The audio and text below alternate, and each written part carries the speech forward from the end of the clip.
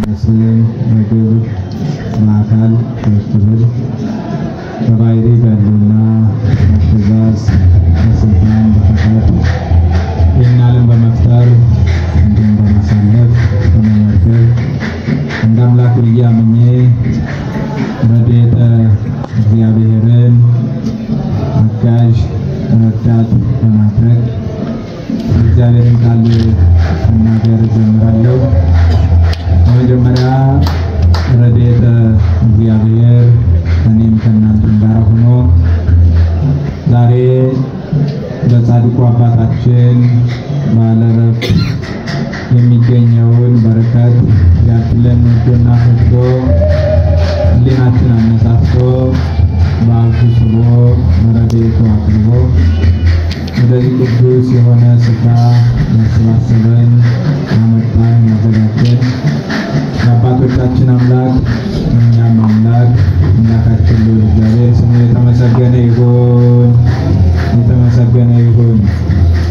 ለእናንተም እንደሚገባችሁ የክርስቶስ ቤተሰቦች የሀገረ ስብከቱ የየክፍል ኃላፊዎች እንዲሁም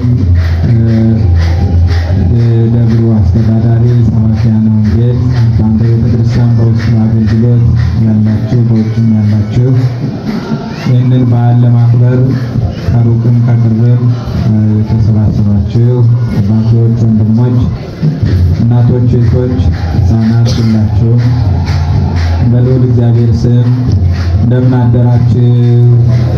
እንደምን አረፈዳችሁ? እንደምን አላችሁ?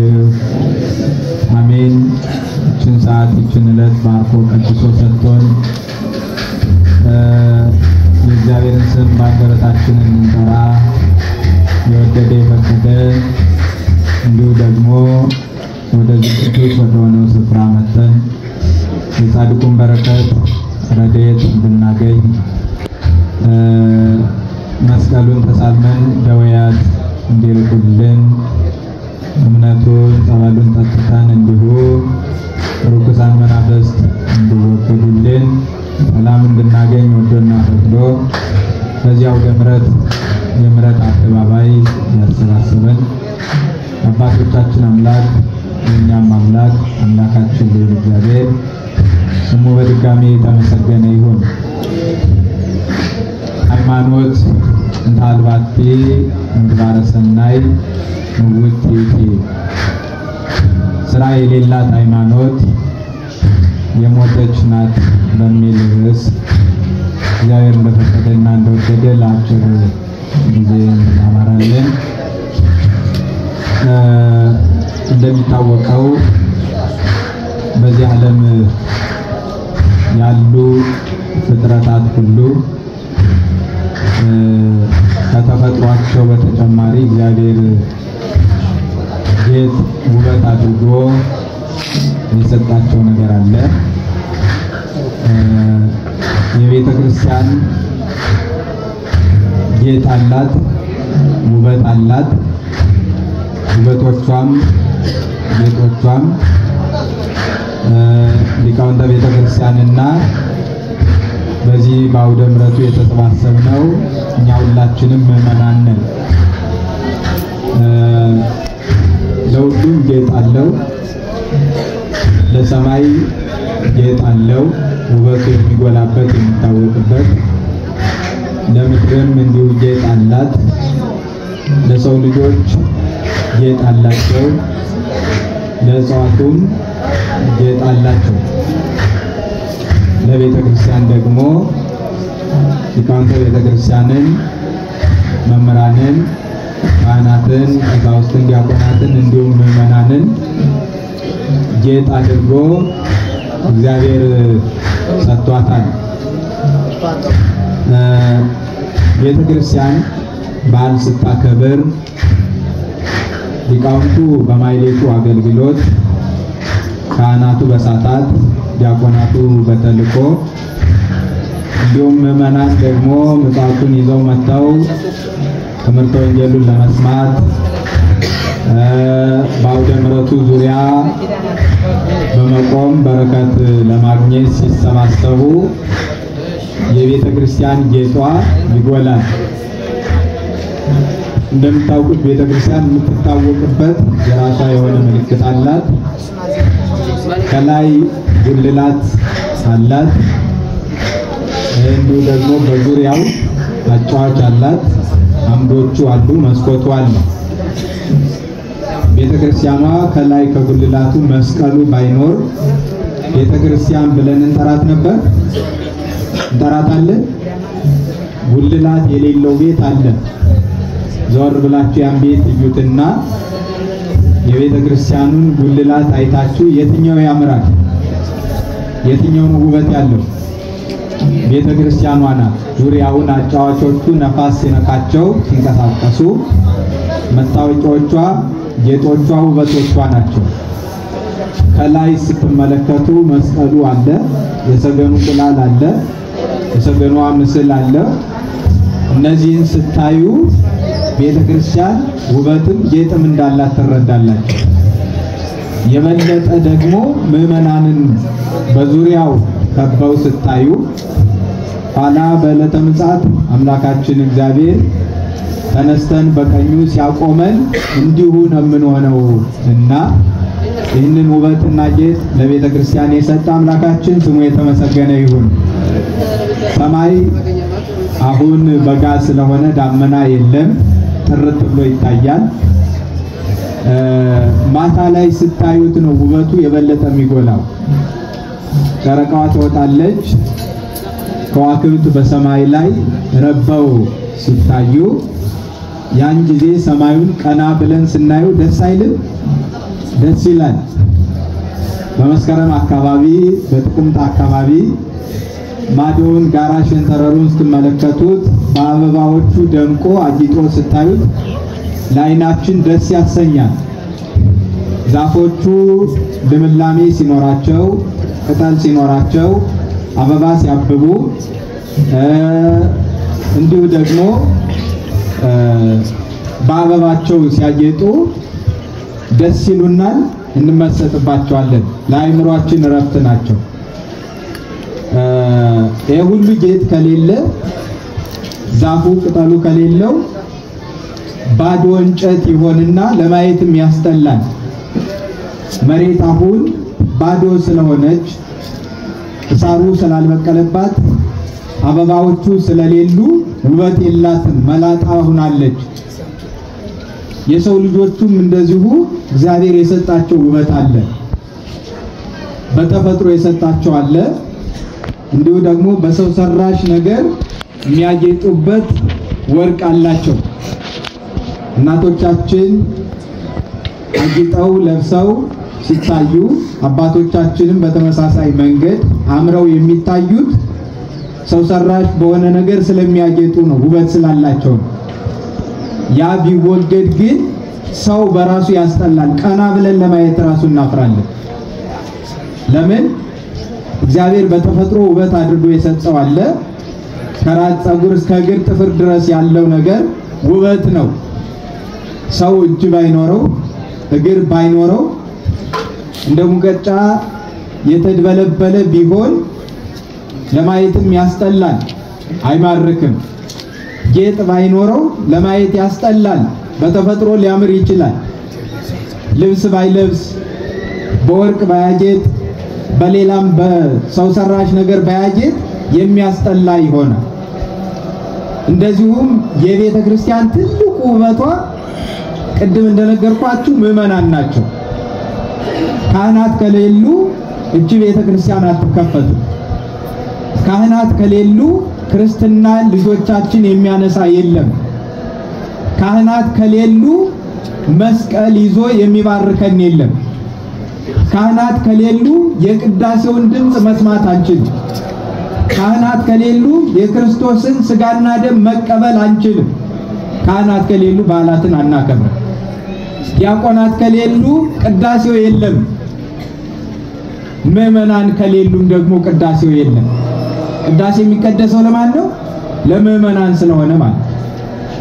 ስለዚህ የቤተ ክርስቲያን ትልቁ መገለጫዋ ምንድነው ካላችሁኝ፣ ውበቷ ምንድነው ካላችሁኝ፣ የኔና የናንተ በበዓል ቀን ተገኝቶ በአውደ ምሕረቱ እንዲህ ሞልቶ መታየት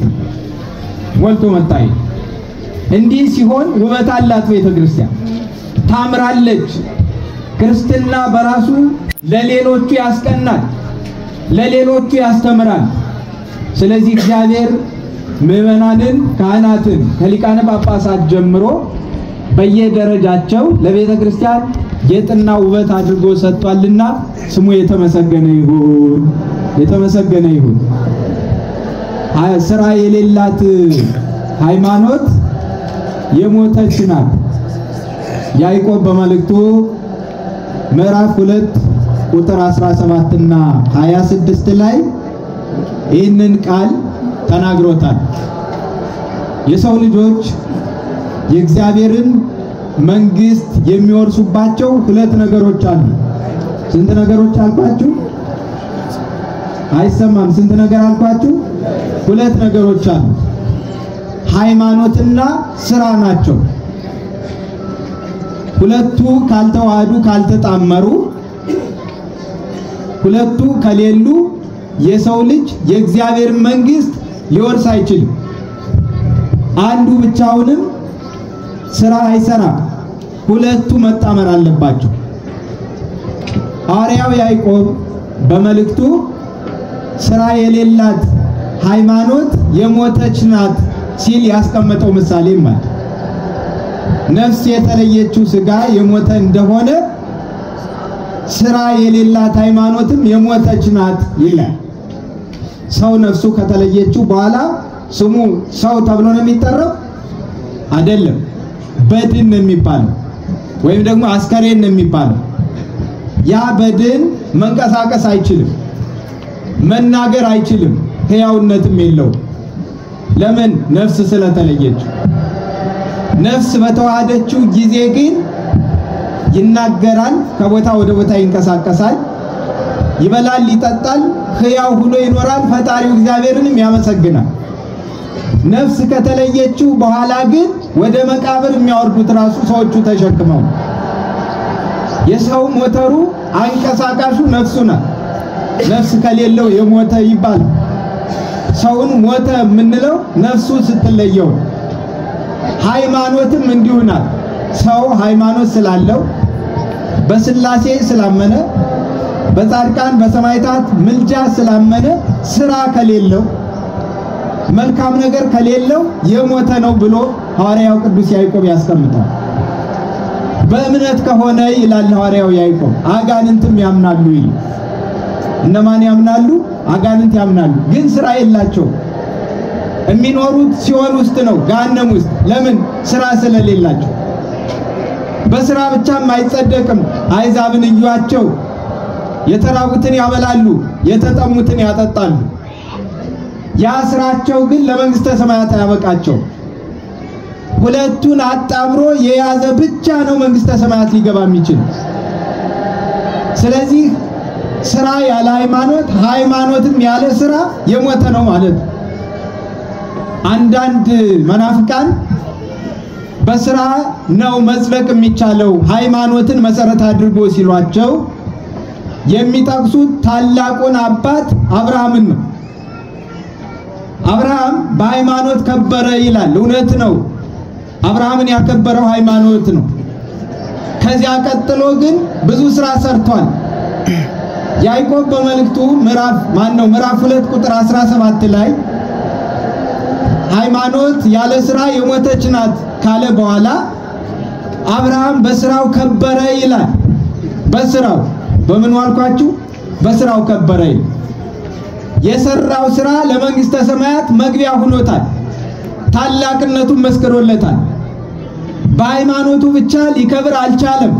ስራን ከሃይማኖት ጋር አንድ አድርጎ ስለያዘ አብርሃም ቤቱን የተመሳቀለ ጎዳና ላይ ሰርቶ በአራቱም አቅጣጫ የሚመጡትን እንግዶች እግራቸውን እያጠበ እንዲሁ ደግሞ ሲደክማቸው በቅሎን ጭኖ እየሸኘ እያሳደረ ልብስ ለሌላቸው ልብስ እየሰጠ ለጠማቸውና ለራባቸው ምግባቸውን መጠጣቸውን እያቀረበ የታሰሩትን እያስፈታ ሎጥ ታስሮ በነበረበት ሰዓት አስፈትቶታል።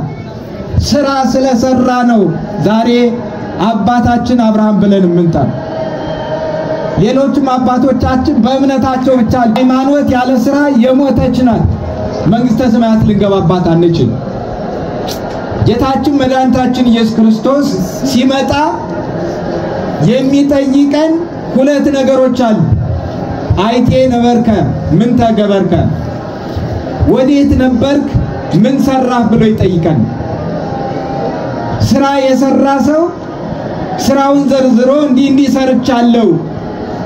ዛሬ የጻድቁ አባት የአቡነ ገብረ መንፈስ ቅዱስ በዓላቸው ሲከበር በዚህ አውደ ምሕረት የተገኘ ሰው የት ነበርክ ሲባል ጌታ ሆይ ያንተን ትምህርተ ወንጌል እየሰማው ቤተክርስቲያን ላይ ነበርኩ፣ አውደ ምሕረት ላይ ነበርኩ ብሎ በእግዚአብሔር ፊት ስራውን ይናገራል።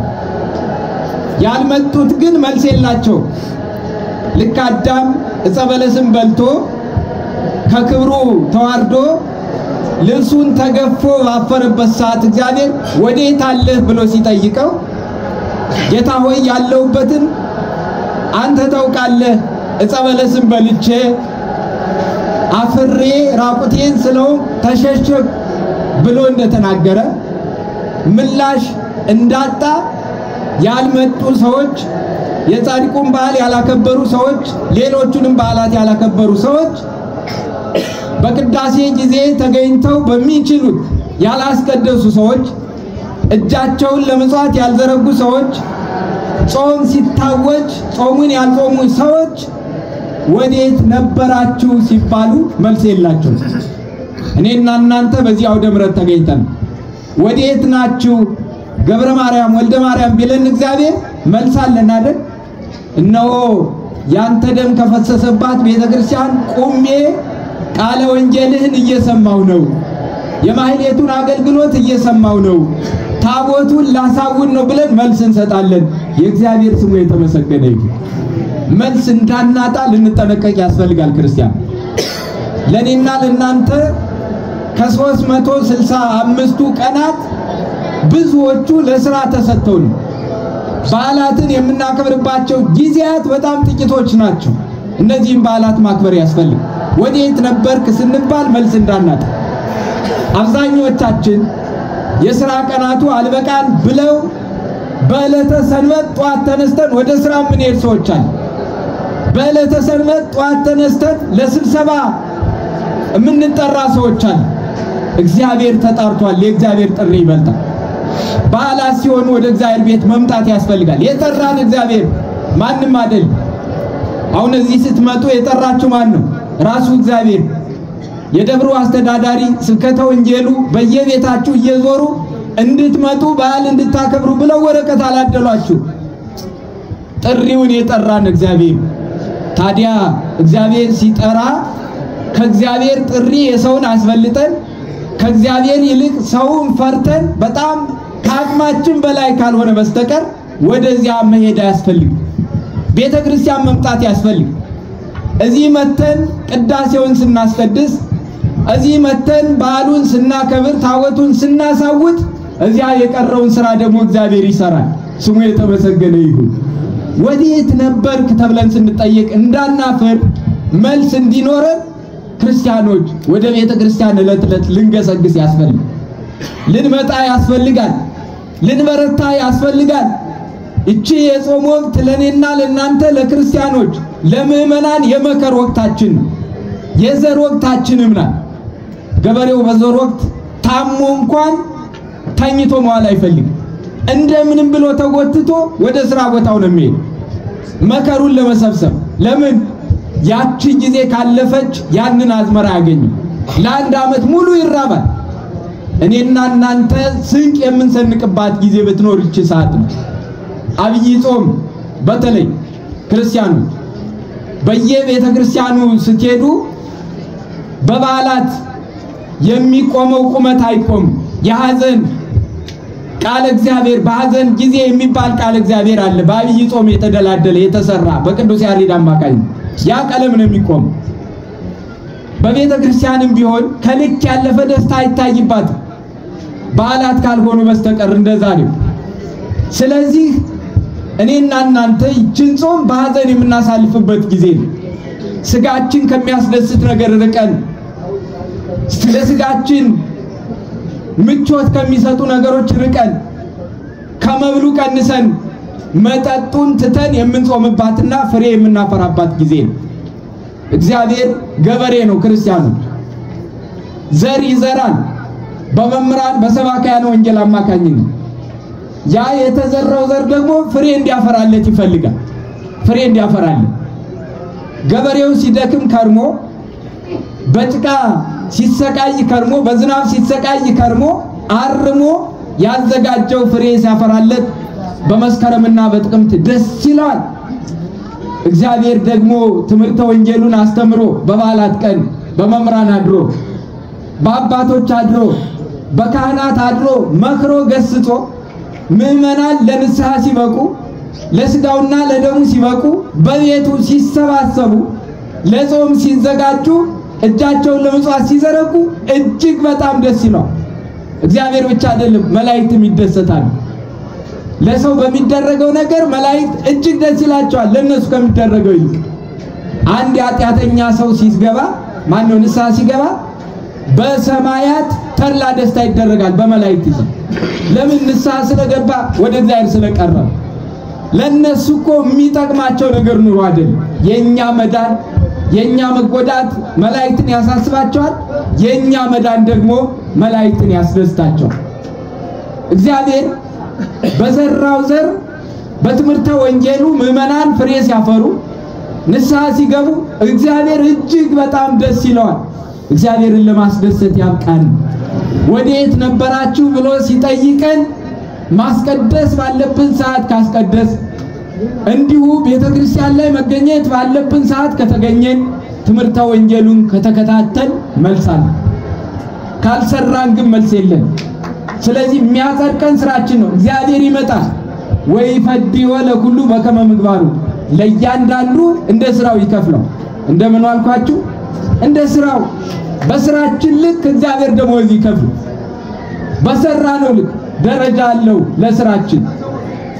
እኔና እናንተ በዚህ ዓለም አስራቱን በኩራቱን እያወጣን ስጋውን ደሙን እየተቀበልን ከኖር ባለ 30 እንባላለን። ደረጃችን የመጀመሪያው ይሆን። ይሄን ዓለም ንቀው በገዳም የሚኖሩት ደግሞ ባለ 60 ይባላሉ። ገዳም ውስጥ እያሉ በቅተው ከ10ኛው ማዕረግ የደረሱት ባለ 100 ፍጹም ክብር ያላቸው ተብለው በ3 ደረጃ ይከፈላል።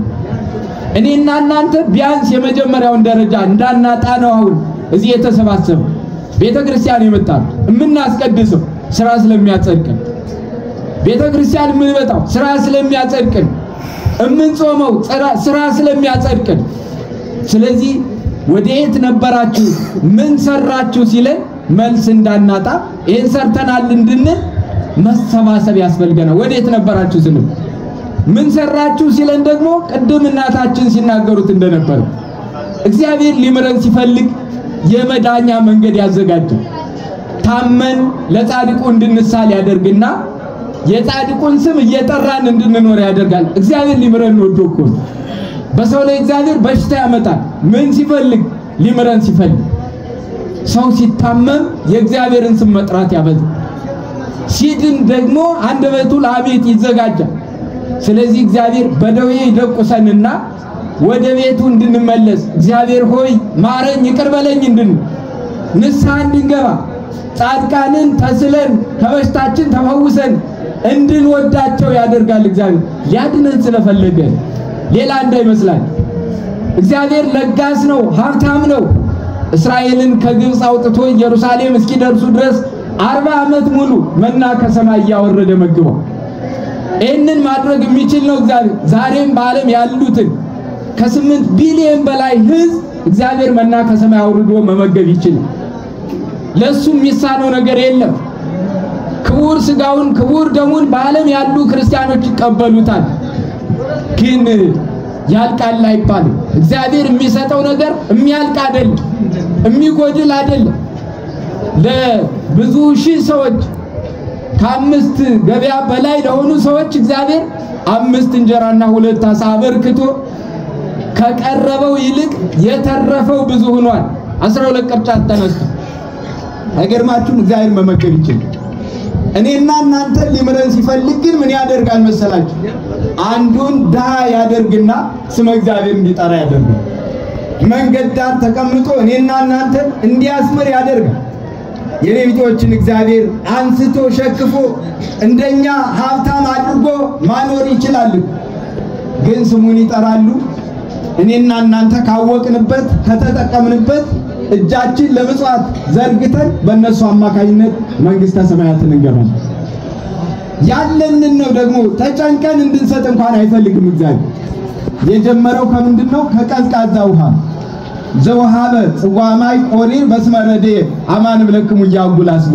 እውነትላችኋለሁ በደቀ መዝሙሬ ስም በጻድቁ በአቡነ ገብረ መንፈስ ቅዱስ በሌሎችም ጻድቃን ስም ስለ አምላከ ገብረ መንፈስ ቅዱስ ስለ አምላከ ጴጥሮስ ብሎ ቀዝቃዛ ውሃ የሰጠ ዋጋውን አላጠፋበትም አለ እግዚአብሔር ስሙ የተመሰገነ ይሁን አሁን እቺን አዞናል እግዚአብሔር ቀዝቃዛ ውሃ መስጠት ምናልባት ከተማ ላይ ስንኖር ውሃውን በሰው እጅ ስለሆነ ልናጠው እንችላለን ግን አናጣ ዛሬ በአቡነ ገብረ መንፈስ ቅዱስ ስም እምንሰጠው እንኳን ብናጣ ስለ አቡነ ገብረ መንፈስ ቅዱስ ብለን ቀዝቃዛ ውሃ ብንሰጥ እውነትላችኋለሁ ዋጋውን አላጠፋበትም ያለ እግዚአብሔር ዋጋችን ይሰጣል ምን ሰራችሁ ብሎ ሲጠይቀን ያን ጊዜ መልሳችን ምን ይሆናል ጌታ ሆይ በአቡነ ገብረ መንፈስ ቅዱስ ስም ቀዝቃዛ ውሃ ሰጥቻለሁ ብለን መልስ እንመልሳለን ጌታ ሆይ በሰንበት ቀን ሆስፒታል እጄ የታመሙትን ጠይቄያለሁ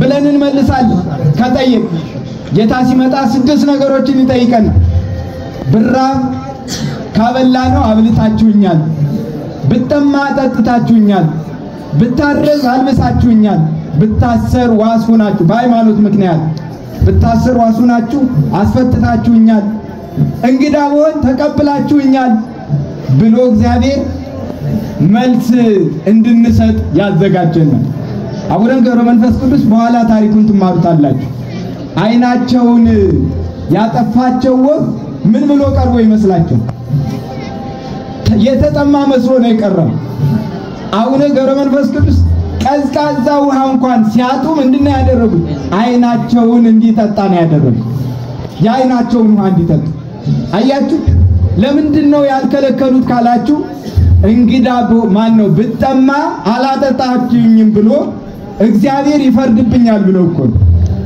እኔና እናንተ እጃችን ላይ ያለውን ውሃ ለድሃ ወስዶ መስጠት እንዴት አቃተ ካለን ነገር ከፍሎ መስጠት እንዴት አቃተ ለሌላ ነገር ሲባል የሚዘረጋው እጃችን ለመጠጡ ሲባል ለውርርዱ ሲባል ለአዝማሪ ለመስጠቱ ሲባል ለመሸለሙ ሲባል የሚዘረጋው እጃችን እዚህ ላይ ሲሆን ግን ይተጣጠፋል ይሄን የሚያደርግ ሰይጣን ለምን እንዳንጠቀም ስለሚፈልግ እጆቻችን ለመጽዋት እንዲደረጉ አምላካችን እግዚአብሔር ይርዳል ስለዚህ ምን ሰራችሁ ስንባል እነዚህን ሁሉ ነገሮችን እንዘረዝራለን ጾሙን እንዘረዝራለን ለቤተ ክርስቲያን በሰዓቱ በአግባቡ አስራቱን በኩራቱን ከከፈል መልሳለን እግዚአብሔር ሲጠይቀን እንደገና ደግሞ ለዳዎቹ እጃችን ስንዘረጋ መልሳለን ጾሙን ስንጾም መልሳለን ቅዳሴውን ስናስቀድስ መልሳለን እንዲህ ብለን እንመልሳለን ጌታ ምን ብሎ ይመልስልናል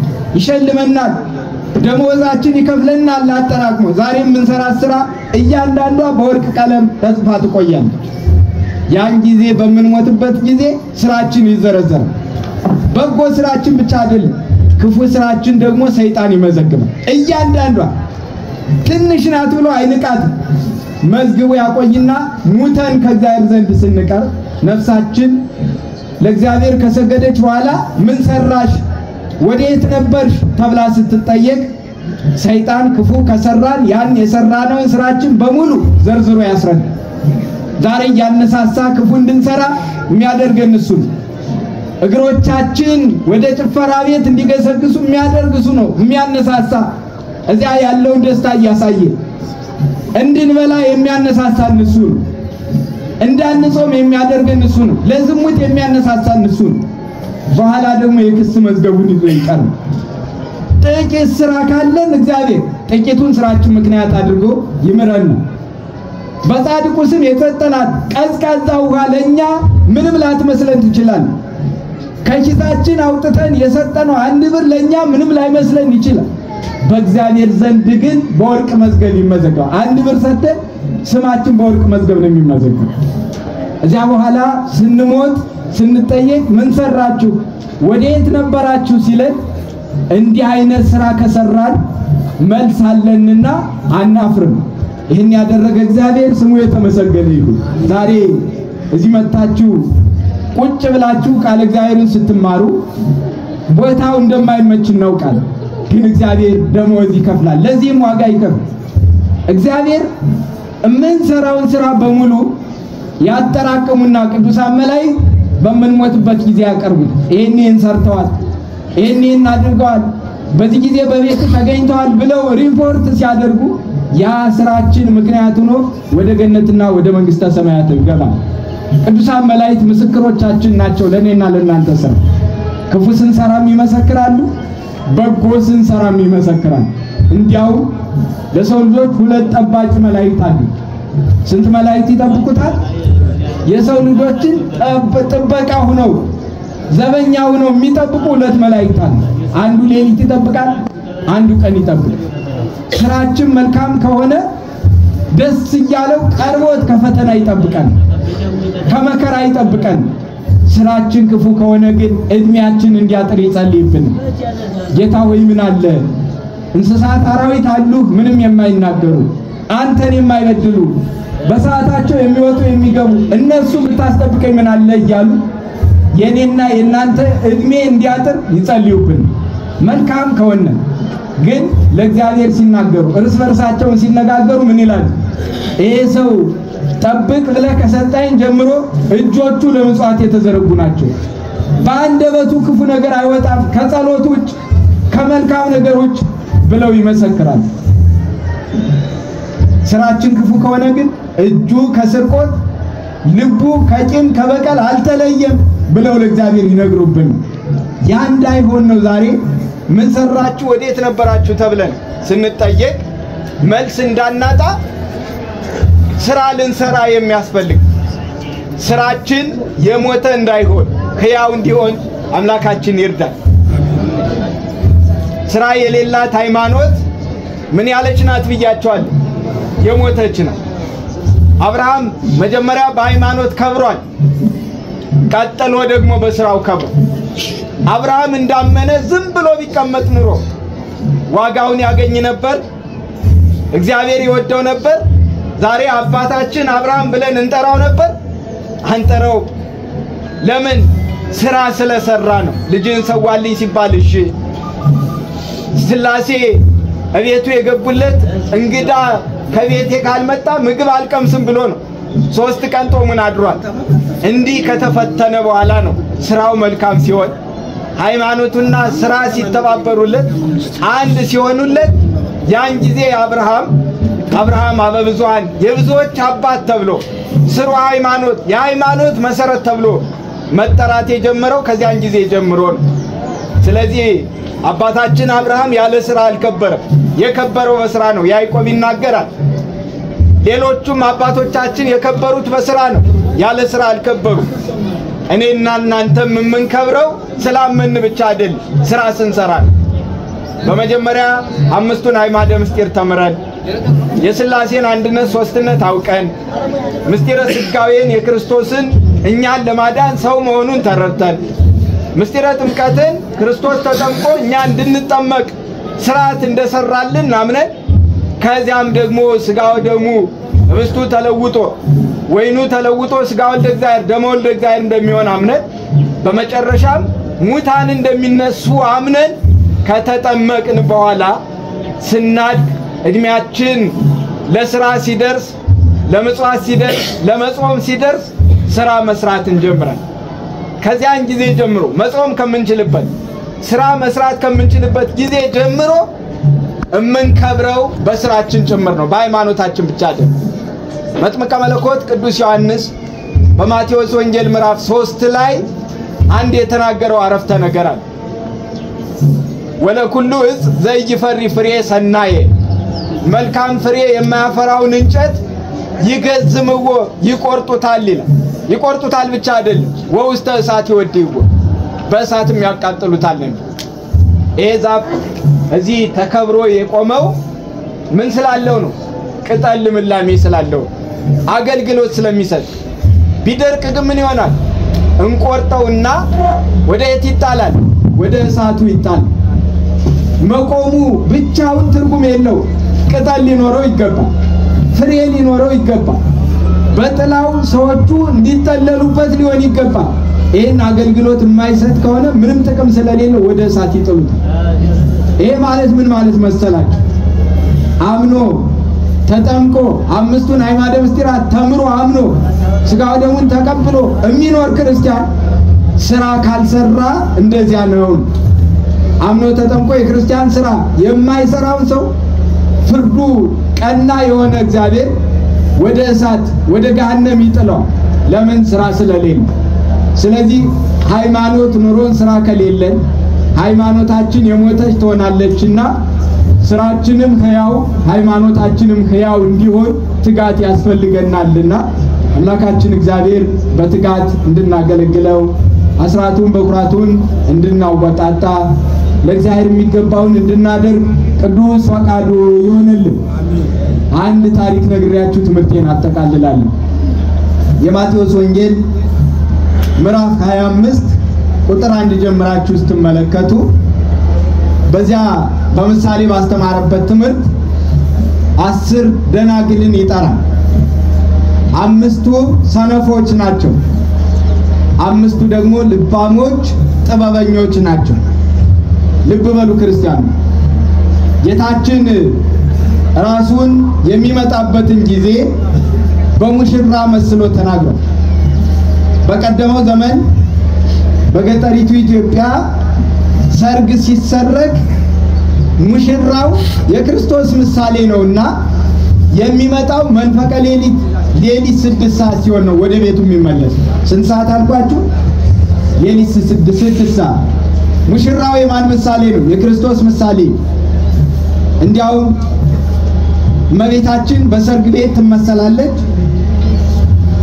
ስርዓተ መራዊ ወመራት የሚደረስባት ናት ያቺ የሰርግ ቤት።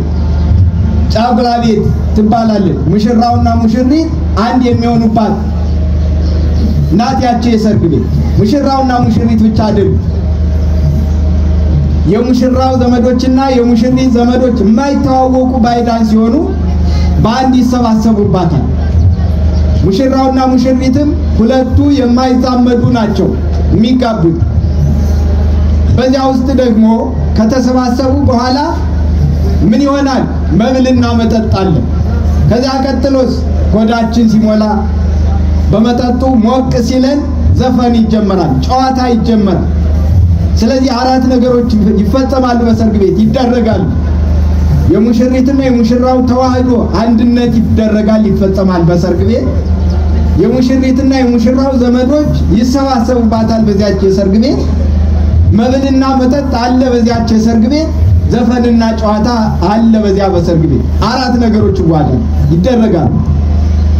ክርስቶስ ስጋን ሲዋሃድ ክርስቶስ የመራዊ ምሳሌ ነው፣ ስጋ ደግሞ የመራት ምሳሌ ነው። ሁለቱም የሚጋቡት ባይድና ባይድ እንደሆኑት ሁሉ መለኮት ከሰው ልጆች ጋራ ምንም ግንኙነት የለው። በተፈጥሮ የሰው ልጅ ሰው ነው፣ ፍጡር ነው። እግዚአብሔር ግን ፈጣሪ ነው። ስለዚህ ሁለት የማይገናኙ ነገሮች በሰርግ ቤት ሁለት ባይዳን ሙሽራውና ሙሽሪት እንደሚዋሃዱት ሁሉ በቤተ ክርስቲያንም በእመቤታችን አማካኝነት ምን ተደርጓል? ተዋህዶ ተፈጽሟል። የማንና የማን ተዋህዶ? የቃልና የትስብእት ተዋህዶ ተፈጽሟል። ከእመቤታችን ስጋን ከፍሎ አካላዊ ቃል ተዋህዶታል። ምሳሌ ነው፣ ዝም ብሎ አይደለም። በሰርግ ቤት ከተጠቀምንበት፣ ሰርግ ቤት ካወቅንበት፣ በሥርዓተ ቤተ ክርስቲያን ከፈጸምነው ሙሽራው የቃል ምሳሌ ነው፣ ሙሽሪት ደግሞ የስጋ ምሳሌ ናት። ክርስቶስ የተዋህደው ስጋ ምስጢር አለው፣ ዝም ብሎ አይደለም። የሁለቱ ተዋህዶ ይፈጸማል። ከዚያ ቀጥሎ ደግሞ የሙሽራውና የሙሽሪት ዘመዶች እንደሚሰባሰቡት ሁሉ በዚህች ቤተክርስቲያንም አይዛብ አምነው መጥተዋል። አይሁድ በነበሩበት ያመኑት ተጠምቀዋል። ሁለቱ አንዱ ነውባት። ሕዝብና አይዛብ ሕዝብ ብሎ የሚጠራቸው ቀድሞ በእግዚአብሔር የሚያምኑትን፣ አይዛብ ብሎ የሚጠራቸው ጣዖት የሚያመልኩትን ሁለቱ አንድ የሙሽራውና የሙሽሪት ቤተሰቦች በሰርግ ቤት አንድ እንደሚሆኑት በዚህች ቤተክርስቲያንም በክርስቶስ ተዋሕዶ አማካኝነት አይዛብ መጥተዋል። ለዚያ በፊት አይዛብ ቢመጡም እስከ 3 እና እስከ 4 ትውልድ ድረስ ወደ ቤተ መቅደስ አይገቡም ነበር፣ ክብር የላቸውም ነበር። የክርስቶስ ተዋሕዶ ከተፈጸመ በኋላ ግን መራዊና መራት አንድ እንደሆኑ ክርስቶስ አካላዊ ቃልና ቃል ከተዋሕዱ በኋላ ሕዝብና አይዛብም አንድ ሆኖባታል። በዚያች ሰርግ እዚያ ቀጥሎ መብል መጠጥ፣ በሰርግ ቤት መብልና መጠጥ አለ። በዚህች ቤተክርስቲያንስ ምን አለ? የሚበላ የክርስቶስ ሥጋ አለ፣ የሚጠጣ የክርስቶስ ደም አለ። አያችሁት ምሳሌውን? የሰርግ ቤት በአግባቡ ከተፈጸመ የክርስቶስ ምሳሌ፣ የምእመናን ምሳሌ፣ ሙሽራውና ሙሽሪት ክብር አላቸው፣ የክርስቶስ ምሳሌዎች ናቸው። እንደገና ደግሞ መብል መጠጡ የሥጋው የደሙ ምሳሌ፣ ዘፈኑና ጨዋታው ደግሞ የታምራቱ ምሳሌ። ዘፈን ጨዋታ ያስደስታል አይደል? ያስደስታል። ዝም ያለውን ሰው እንዲነሳ አንገቱን እንዲነቀንቅ ያደርጋል። በቤተ ክርስቲያን የሚደረገው ታምራትን በጣም ደስ ያሰኛል። ሰው እምነቱ የሚጸናለት የሚጠነክርለት ምን ሲሆን? ታሞ መጥቶ ለጻድቁ ተስሎ ለእግዚአብሔር ነግሮ ለእመቤታችን ነግሮ ተፈውሶ ሲሄድ አይደል? ደስ ይለዋል። ስለዚህ ጌታችን መድኃኒታችን ኢየሱስ ክርስቶስ የሚመጣበትን ጊዜ አመጣጡን በሙሽራ መስሎት እነዚህ አምስቱ ሰነፎችና ልባሞች የተባሉት አምስቱ ልባሞች የተባሉት መልካም ሥራ የሰሩት ናቸው። ምን የሰሩት አልኳችሁ? መልካም ሥራ የሰሩት ሃይማኖት አላቸው፣ ሥራ ደግሞ ሰርተዋል። ክርስቶስ ሲመጣ ሙሽራ የተባለ እሱ ያ በቀደመው ዘመን አሁንም በገጠሪቱ ኢትዮጵያ ሌሊት መንፈቀ ሌሊት እንደሚመጣ ሁሉ ክርስቶስ ዓለምን ለማሳለፍ የሚመጣው በዚያ ሰዓት ሙሽራው በሚመጣበት ሰዓት ምስጢር ይዟል። የሰርግ ቤት በአግባቡ ሲሆን ቅድም እንደነገርኳችሁ ዓለማዊ ካልሆነ ጋብቻው በቤተ ክርስቲያን ከተፈጸመ እንዲህ አይነት ምስጢር አለውና ክርስቶስ ሲመጣ 10 ደናግል የተባሉ ምእመናን ናቸው ክርስቲያኖች። ምእመናን 5 ልባሞች የተባሉት ሥራ የሰሩት ሃይማኖት ያላቸው ናቸው። 5 ሰነፎች የተባሉት ደግሞ ሃይማኖት አላቸው፣ ሥራ ግን የሌላቸው ናቸው። ታዲያ ሙሽራው ሲመጣ ይላል 5ቱ ልባሞች ክር ይዘዋል፣ ዘይት ደግሞ በማሰሮ ይዘዋል። ሻማ እንደምታውቁት ከሁለት ነገር ነው የሚሰራው፣ ከሰምና ከክር። ክሩ ብቻውን ቢሆን ለደቂቃ እንኳን ያበራል፣ ግር ብሎ ነዶ ነው የሚጠፋው። ሻማው ሲኖር ግን ረጅም ጊዜ ይይዛል። ሁለቱ ስለተዋዱ፣ ሁለቱ ሲዋሃዱለት ነው ሊበራ የሚችል። ጧፍም ዝም ብሎ አይሰራም፣ በሰም ይሰራል። ከክሩ ጋራ ሰሙ ይዋሃዳል። ሁለቱ ካልተዋዱ ጧፉ ሊበራ ይችላል? ክሩን ብንለኩሰው ምን ይሆናል? ለብልቦት ወዲያውኑ ይጠፋል። አገልግሎት መስጠት አይችልም። ሃይማኖትና ምግባርም እንዲሁ ናቸው ክርስቲያኑ። ሁለቱ ካልተዋሃዱ አንዱ ብቻውን ሊያድነን አይችልም። ሥራ ሊኖረን ይገባል። ሃይማኖት መሰረታችን። ስለዚህ ጌታ ሲመጣ ሙሽራው ሲመጣ 5ቱ ልባሞች ሁለቱንም አሟልተው ስለያዙ የሙሽራውን መምጣት ሰምተው ምን አደረጉ? ክራቸውን ከዘይቱ ጋር አዋህደው ለኮሱ። እነዚያኞቹ ግን ክር እንጂ ዘይት የላቸውምና ማብራት አልቻሉም። ወደ እነዚያ ወደ 5ቱ ልባሞች ጠጋ ብለው ምን አሉ? እባካቸው አበድሩን የሚል ጥያቄ አቀረቡ። 5ቱ ልባሞች ምን አሏቸው? አይበቃንም፣ ይሄ ለኛ ብቻ የተዘጋጀ ነው። ስለዚህ ሂዱና ከገበያው ገዝታችሁ ኑ አሏቸው። እነሱ እንደሄዱ ሙሽራው ወጣ፣ የሰርጉ ቤት ተዘጋ፣ ሙሽራው ገባ፣ 5ቱ ልባሞች አብረው ገቡ ይላል። ይሄ ምሳሌ ክርስቶስ ሲመጣ በቀኝ በኩል የምንቆመው መልካም ሥራ ከሰራን ብቻ ነው። ክርስቶስ ሲመጣ ክርስቶስን ተከትለን መንግሥተ ሰማያት የምንገባው ድንግል ማርያም እየመራችን መንግስተ ሰማያት የምንገባው ቅድም የዘረዘርኩላችሁ መልካም ስራዎች ካሉን ብቻ ከሌሉን ግን በሩ ይዘጋል። እናንተ ርጉማን ሂዱ ከኔ ወግዱ ይለናል። ይሄን ቃል እንዳያሰማን እግዚአብሔር አምላካችን ይርዳን። በእውነት ዛሬ ለመልካም ስራ ያነሳሳው ልቡናችን። ስለዚህ ጌታ ሲመጣ እነዚህ ነገሮች ይደረጋሉና ቁጥራችን ከአምስቱ ልባሞች እንዲሆን ተግተን ልንሰራ ያስፈልጋል። አባቶቻችን ካስተማሩ በኋላ እናንተ ምን ትላላችሁ? ቃለ ሕይወት ያሰማልን አይደል የምትሉ? ምን ማለት ነው?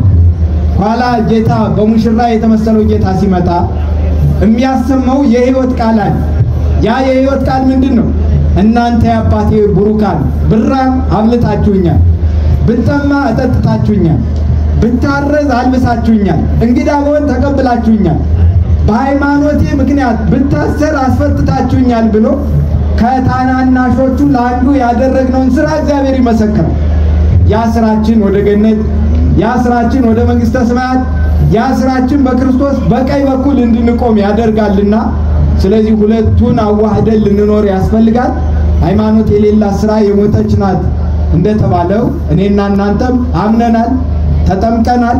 ከዚያ ቀጥሎ ግን ስራ ያስፈልገናልና በተለይ በዚህ የጾም ወቅት ስራ ሰርተን የመንግስቱ ወራሾች የስሙ ቀዳሾች እንድንሆን አምላካችን ይፍቀድልን። ወስብሐት ለእግዚአብሔር አሜን።